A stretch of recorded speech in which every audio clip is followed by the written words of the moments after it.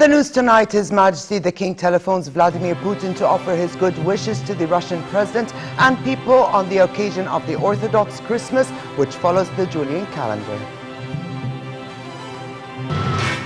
Syria begins transporting the first batch of chemical weapons outside the country as part of an international disarmament program that should end in June. And a fresh wave of violence rips the northern Iraqi city of Kirkuk as the government continues to battle Al-Qaeda-linked militants in the Anbar province.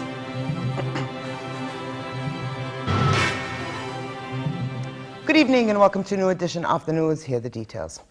His Majesty the King, the Supreme Commander of the Armed Forces, attended a night military drill performed by the Army's Joint Special Operations Command.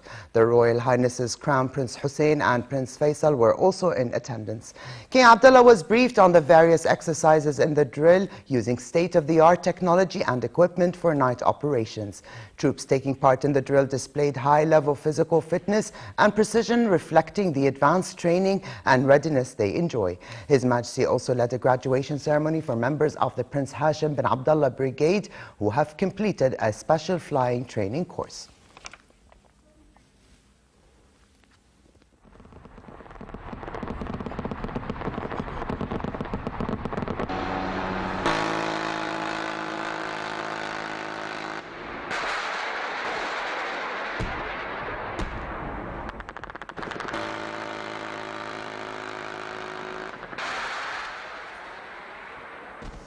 His Majesty the King telephoned Russian President Vladimir Putin to convey his good wishes to the Russian president and his people on the occasion of the Orthodox Christmas celebrations.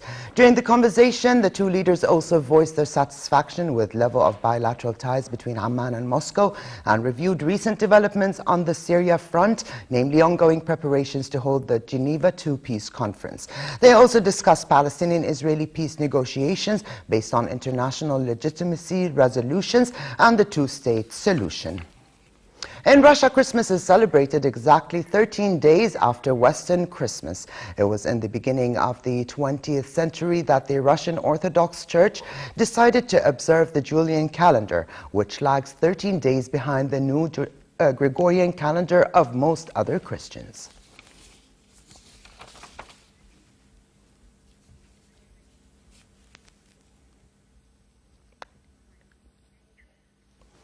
In Bethlehem today, Minister of Public Works and Housing Sami Halassa joined Palestinian congregations in their celebrations of Christmas. Halassa is deputizing for the Prime Minister. During his visit to the West Bank, Halassa also met with a number of Palestinian officials. In the Gaza Strip, Palestinians also celebrated Christmas according to the Eastern calendar. Gazans attended a Christmas morning mass in Gaza's small Greek Orthodox church, where worshippers celebrated the feast with chanting and prayers. Also in Egypt, hundreds of Coptic Christian Egyptians celebrated Christmas and the breaking of their fast.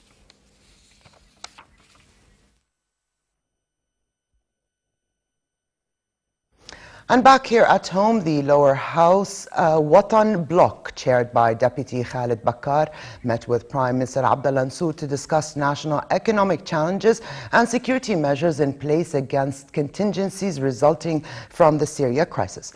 Attending the discussion were also the Speaker of the House, the Interior Minister, and the Minister of Political and Parliamentary Affairs.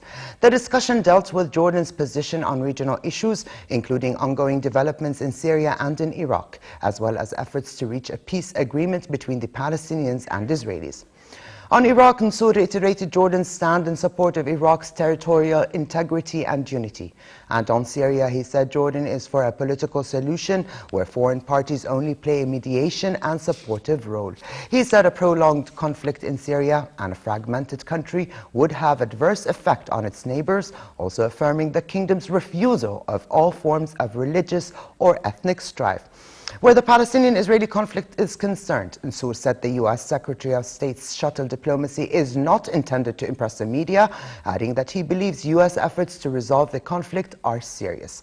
The meeting also tackled a host of domestic issues, ranging from the 2014 budget, societal violence, and Interior Ministry measures to facilitate entry and investment procedures to Syrians in Jordan.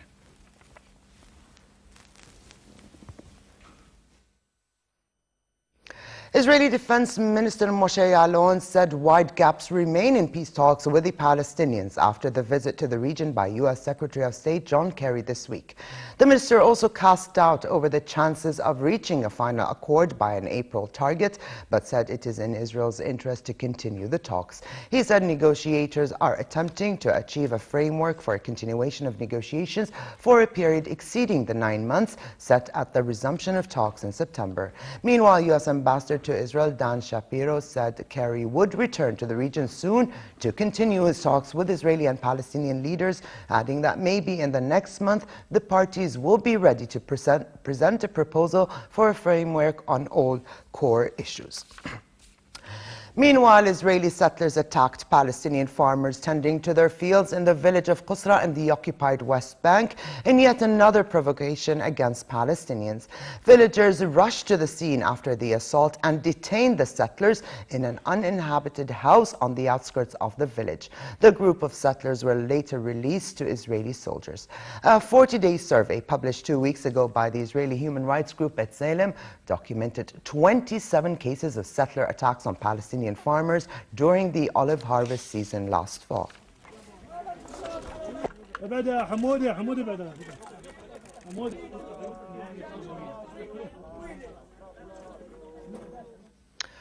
Over to the Syria crisis, and in Damascus, Information Minister Umran Zobi said the main aim and focus of the upcoming Geneva conference on Syria should be fighting terrorism. Zobi also restated the government's position that any agreement reached at the Geneva conference would need to be approved by a referendum or it would not be valid.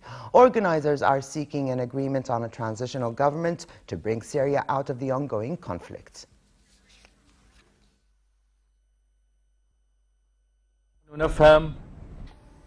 We understand very well that there must be in the political future of Syria a united national government or an expanded government. Call it whatever you want to call it. Not anything called a transitional ruling committee. Meanwhile, Syria started moving the first batch of chemical weapons materials out of the country. This phase is the most crucial in an internationally backed disarmament program that has been delayed by war and technical problems. Syria agreed to abandon its chemical weapons by June under a deal proposed by Russia and agreed with the United States after a sarin gas attack last August.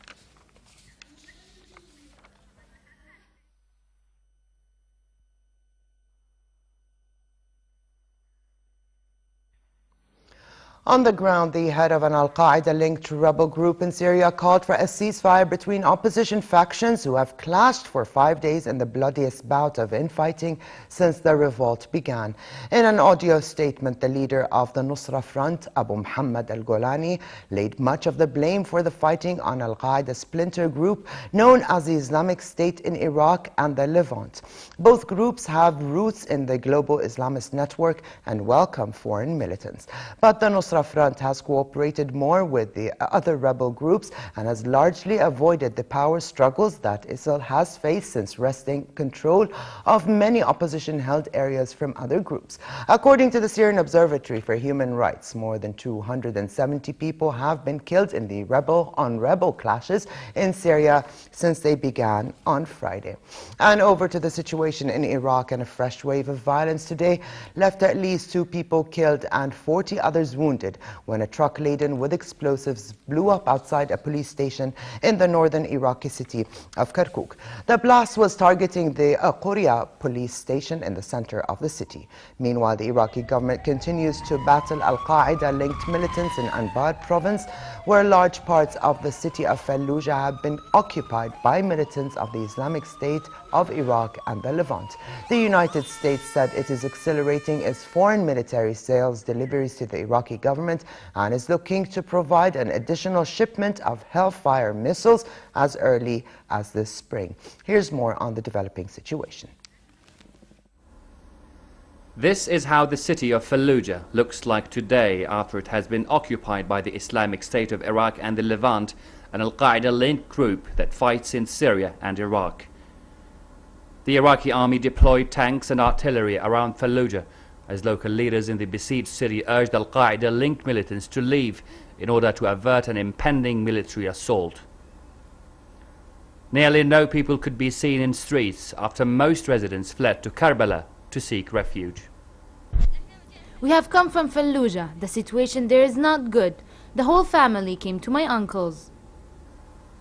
The situation in Ramadi is not any better, as gunmen were on the streets of Ramadi and Iraqi government forces lined the access roads with tanks. Last week's capture of positions in Ramadi and large parts of Fallujah was the first time in years that Sunni insurgents had taken ground in the province's major cities and held their positions for days. As the security situation has become critical in the embattled Anbar province, the government sent reinforcements to enforce security there, while tight security measures were heightened in Baghdad.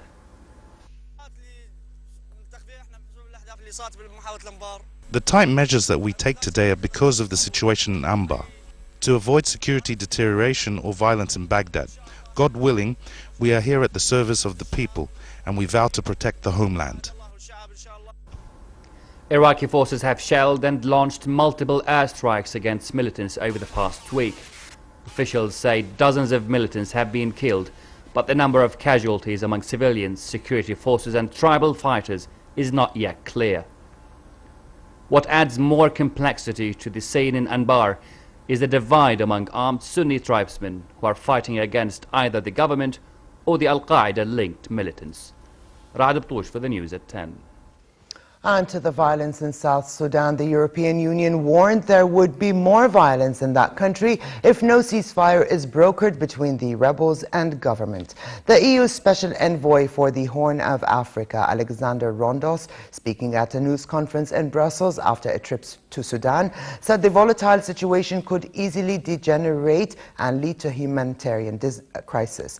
He urged other countries not to get involved in the dispute.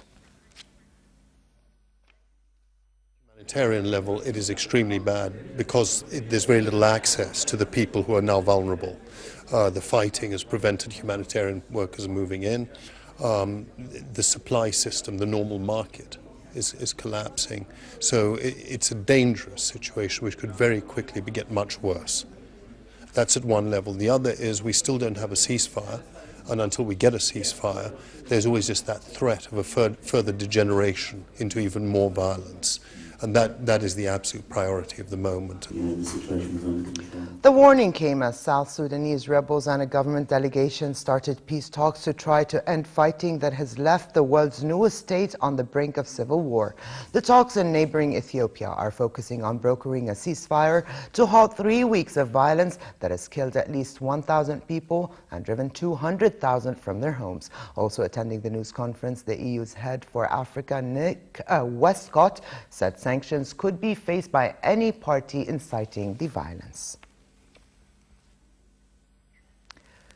In the first such visit in years aimed at boosting diplomatic ties, a British parliamentary delegation led by former Foreign Secretary Jack Straw met in Tehran with Iranian Foreign Minister Javad Zarif.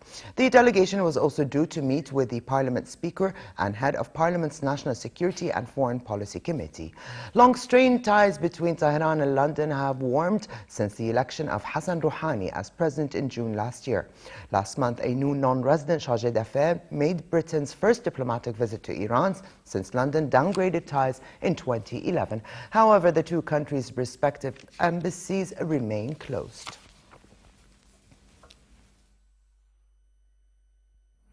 The coldest, most dangerous blasts of polar air in decades gripped the U.S. Midwest and pushed toward the east and south, closing schools, grounding thousands of flights, and causing power outages. Temperatures plunged to minus 18 degrees Celsius in the mid-Atlantic region, including Pennsylvania, New Jersey, and New York. In Milwaukee, St. Louis, and Chicago, the mercury dropped to minus 27 Celsius, while in Georgia, Alabama, Oklahoma, Texas, and Indiana, record lows were registered. Shelters for the homeless were overflowing due to the severe cold.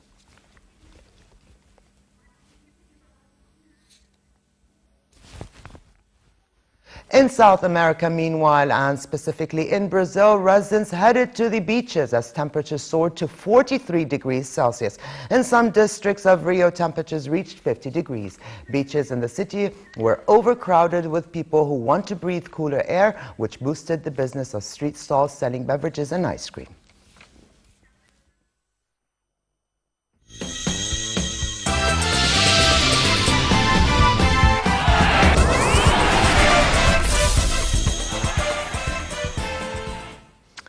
Jordan lost to Qatar in the final of the 8th West Asian Football Federation Championship played this evening in Doha. Khokhe Bouallam scored Qatar's 2 goals, the first in the 75th minute of the match and the second in minute 81. A week after 7-time Formula One world champion Michael Schumacher suffered brain injuries in a skiing accident in France, his condition remained stable yet critical. Schumacher has been in an induced coma since the December 27 accident and has undergone 2 operations. Meanwhile, French authorities are investigating the accident and details of the findings will be announced at a press conference tomorrow. Schumacher, who turned 45 4 days ago, is the most successful Formula One driver of all time with 91 race victories.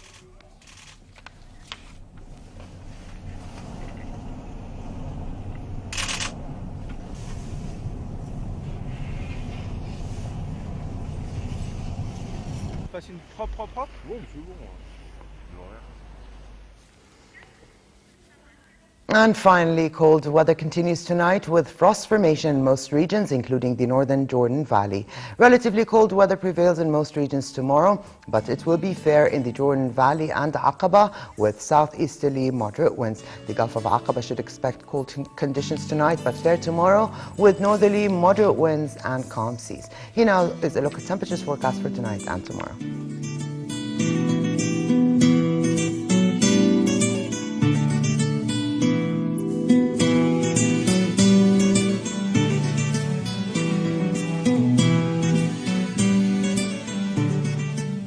And to close, is a reminder of the day's top stories. His Majesty the King telephones Vladimir Putin to offer his good wishes to the Russian president and people on the occasion of the Orthodox Christmas, which follows the Julian calendar. Syria begins transporting the first batch of chemical weapons outside the country as part of an international disarmament program that should end in June.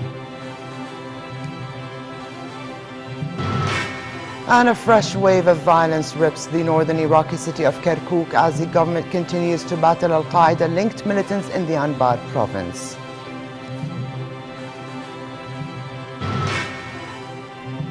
And before we say goodnight, next week Jordanians will enjoy a long weekend. All ministries, government, departments and public institutions will observe a holiday marking Prophet Muhammad's birthday on Sunday, January the 12th. A communique to this effect was issued by Prime Minister Abdullah Mansour today. And that's all for this evening. Have a good night.